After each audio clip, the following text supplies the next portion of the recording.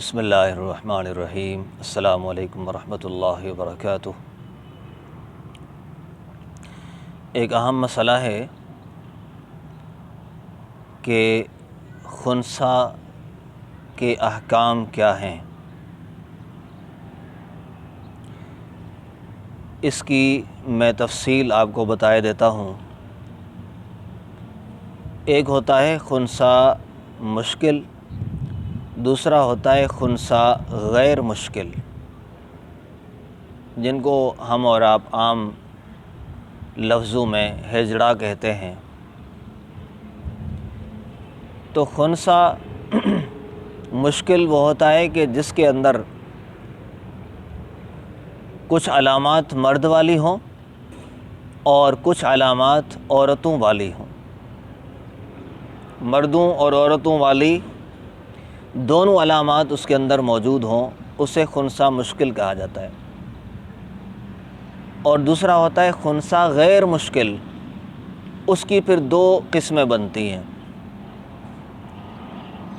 ایک وہ ہے کہ جس کے اندر مردوں والی علامات غالب ہیں، مردوں والی طاقت، مردوں کی طرح داڑھی کا آ جانا وغیرہ وغیرہ۔ تو یہ خنثی غیر مشکل کی پہلی قسم ہے اور یہ مردوں میں شامل ہے۔ اور دوسری قسم خنثی غیر مشکل کی کہ اس کے اندر علامات عورتوں والی ہوں، داڑھی وغیرہ کا نہ آنا اور دیگر علامات بھی عورتوں والی ہوں۔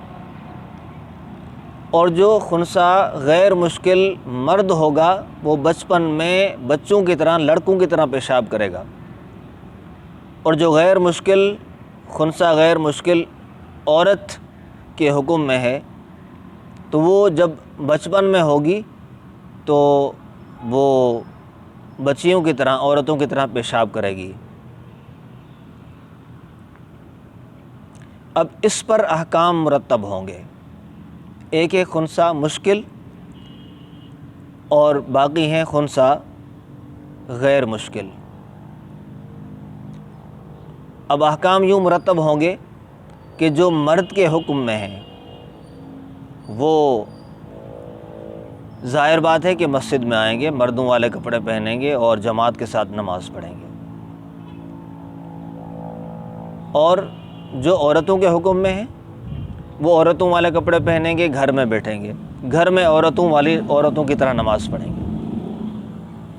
اور وراثت میں بھی اسی طرح ہوگا کہ وراثت جب تقسیم ہوگی تو جو خنثی غیر مشکل مرد ہے اس کو مردوں والی وراثت دی جائے گی، اور جو خنثی غیر مشکل عورتوں کے حکم میں ہے اسے عورتوں والی وراثت دی جائے گی۔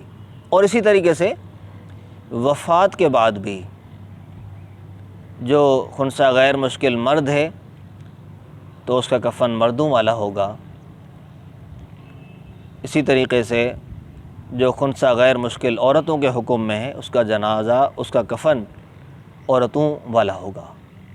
یعنی مرد کے لیے 3 کپڑے، عورت کے لیے 5 کپڑے کفن ہوتا ہے۔ باقی جو خنثی مشکل ہے جس میں دونوں علامتیں پائی جاتی ہیں، اس کی وراثت کا مسئلہ وہ اس طرح ہے کہ امام ابو حنیفہ رحمۃ اللہ علیہ نے فرمایا کہ اسے وراثت کا ادنا دیا جائے گا، یعنی مرد اور عورت میں سے جو ادنا ہوگا اسے وہ دیا جائے گا۔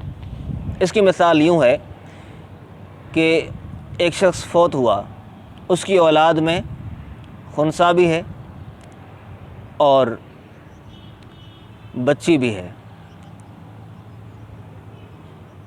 بچہ بھی ہے۔